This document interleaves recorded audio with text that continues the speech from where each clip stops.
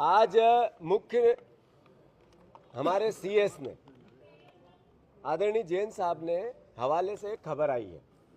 उन्होंने सारे कलेक्टरों को जब कॉन्फ्रेंसिंग पे बात कर रहे थे तो कहा कि एक भी कलेक्टर बिना पैसे लिए काम नहीं करता है। ये बात किसने कही? चीफ सेक्रेटरी ने। अगर ये बात उनने कही और मुख्यमंत्री को भी ये बात पता है, उन्होंने अपनी बात में ये भी जिक्र किया।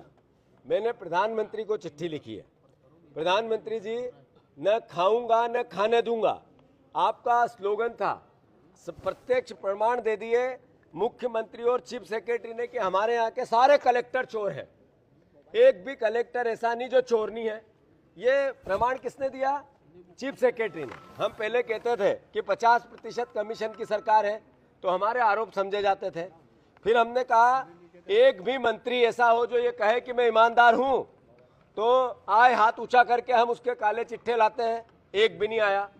फिर हमने कहा, पत्रकारों को कई बार हमने चुनौती दी और कहा कि एक भी पत्रकार अगर किसी कार्यालय में ईमानदारी से काम हो और एक अधिकारी करे, हम उसका नागरिक अभिनंदन करते हैं। पत्रकारों, मीडिया के साथियों, हम आपको चुनौती देते हैं, तो आपने एक ने स्वीकार नहीं की।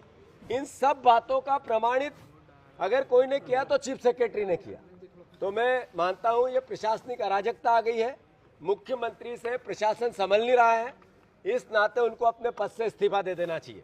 और देश के प्रधानमंत्री ने न खाऊंगा न खाने दूंगा, भ्रष्टाचार से जीरो टॉलरेंस, ये भाषण जो उनके थे, इस पूरी प्रक्रिया पर वो संज्ञान में लें और एक न्यायिक जांच करवाएं। अगर कलेक्टर पैसा खा रहा है तो फिर तहसीलदार भी खा रहा है, कलेक्टर पैसा खा रहा है तो एसडीएम भी खा रहा है, कलेक्टर पैसा खा रहा है फिर नीचे के पटवारी, अलग अलग विभाग के सब कर्मचारी खा रहे हैं। और मध्य प्रदेश वासियों, आप खुद समझो कि आप किसी विभाग में जाते हैं, बिना पैसे से अगर काम नहीं होता है तो इसका मतलब है 50% कमीशन के मोहनलाल अभिनंदन यादव जी की सरकार अपना काम कर रही है। तो इसके लिए जनता को भी जागना पड़ेगा। मैं फिर से मोहन भैया का इसी वक्त इस्तीफा होना चाहिए।